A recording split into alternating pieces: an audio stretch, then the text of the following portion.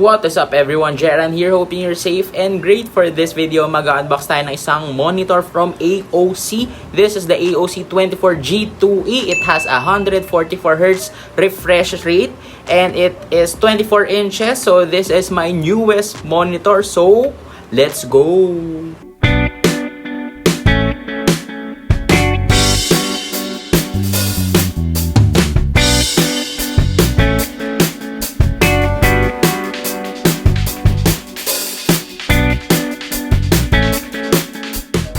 Alright, so unbox muna natin tong monitor na to. By the way, I got this monitor for 10,495 pesos sa Shopee.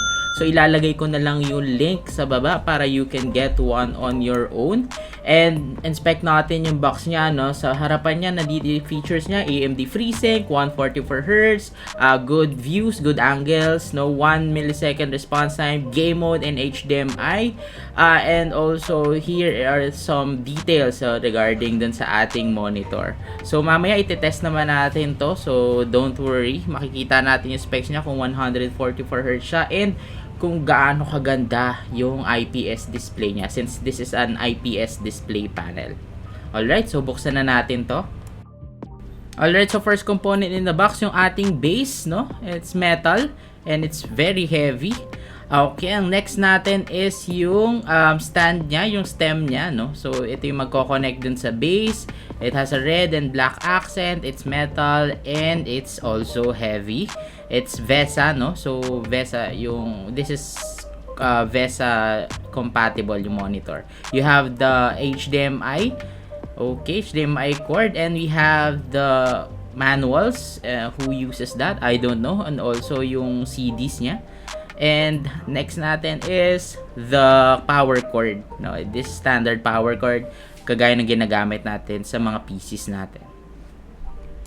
Alright, so here's the panel itself. So nakarap siya dito sa anti-static material na to with styrofoams to protect it and wala naman damage. Also, it has red and black accents kagaya nung stand niya. So mamaya itetest natin. Kakabit natin to. Actually naka dual monitor mount ako, so hindi natin magagamit yung stand, no. So ikakabit lang natin to dun sa dual monitor stand natin.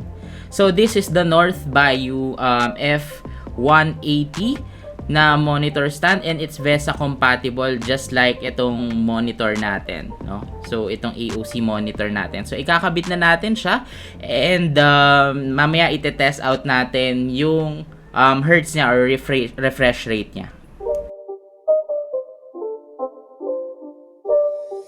It's not a game, it's a rich thing.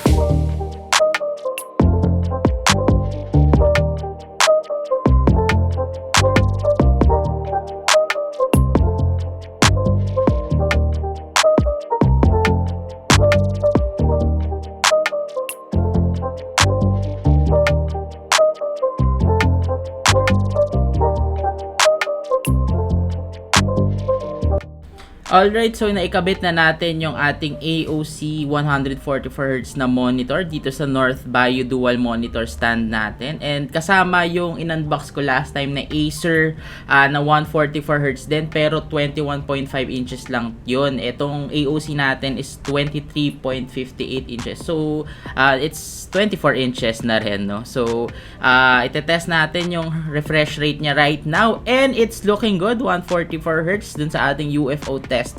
Kagaya nung ating dating monitor, which is the Acer 144Hz din, which is a good thing kasi gagamitin ko to pang Valorant and pang stream as well, also pang edit din, kaya IPS yung kinuha ko. And that was all for my unboxing of the AOC 24G2E 144Hz monitor. First of all, I like this, the color accent. I like the performance. I like the colors, no? It has an IPS display, so in terms of editing my videos, it's a little bit color accurate rather than TN panels. And also, the 144Hz is good for my gaming. If you like this video, just click on that like button and subscribe to my channel for more tech stuff like this. And guys, I'll see you on the next one. Bye-bye.